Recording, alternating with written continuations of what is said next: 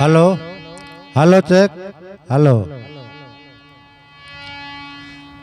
एक क्रांति गीत गाने जा रहा हूँ और इसको आप लोग प्रस्तुति देखें और लाइक करें, शेयर करें और बेल आइकन दबाएं और कमेंट जरूर करें।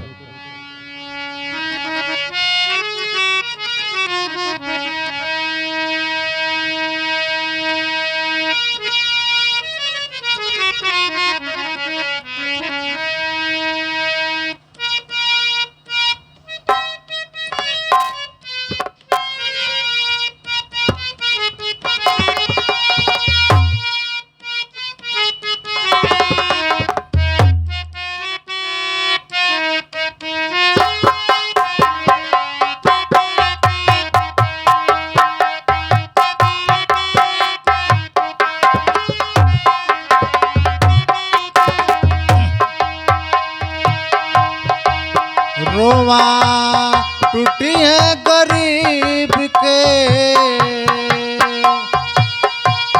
पर बेकरी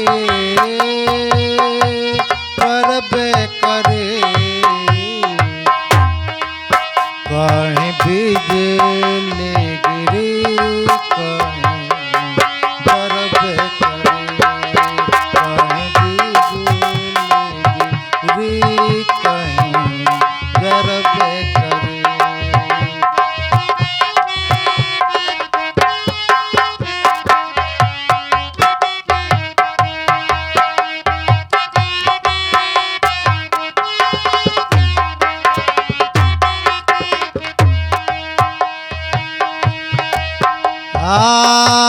चोरी घूसखोरी सारा बाप के कमाई पानी में बहाला कुछ बैदल जाए।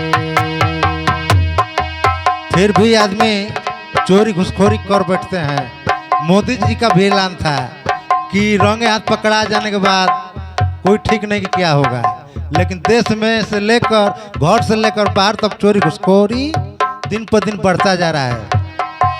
चोरी घूसखोरी सारा पाप के कमाई पाप के कमाई पानी में बहाला कुछ बैदल जाए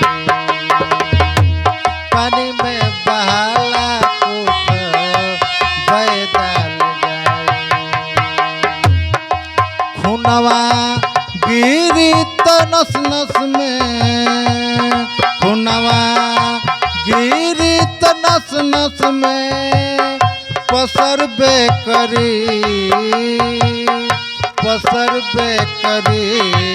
कहीं बिजली गिरी कर बेकरी कहीं बिजली गिरी कर बेकरी। रोवा टूटी है गरीब के तो जर बेकरी कहीं बिजली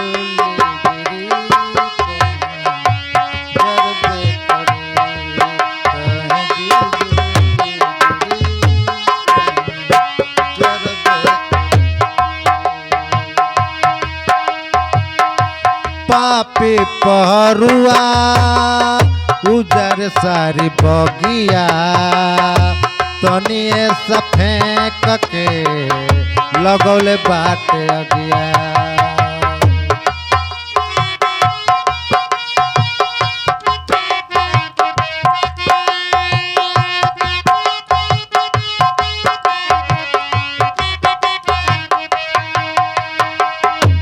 पापी पहरुआ उजर सारी बगिया तनिए सफेकी के लगौले बाटे अगिया। पोथी मिली तमुसावा पोथी मिली त मुसावा कटबे करी कटबे करी कहीं बिजुली गिरी जरबे करी कहीं बिजुली गिरी जरबे करी रोआ टूटी है गरीब के परबे करी परबे करी कहीं बिजुली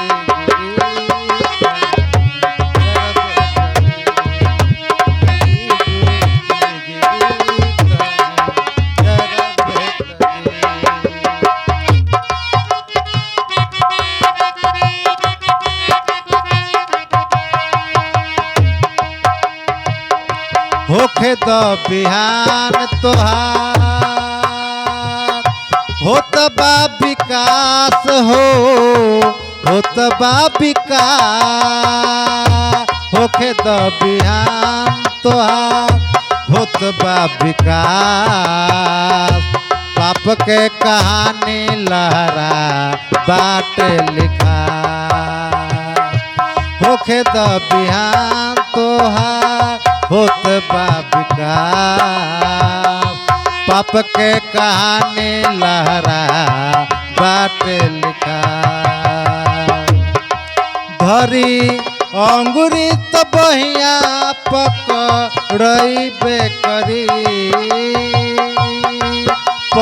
पकड़बे करी कहीं बिजुली गिरी कहीं जरबे करी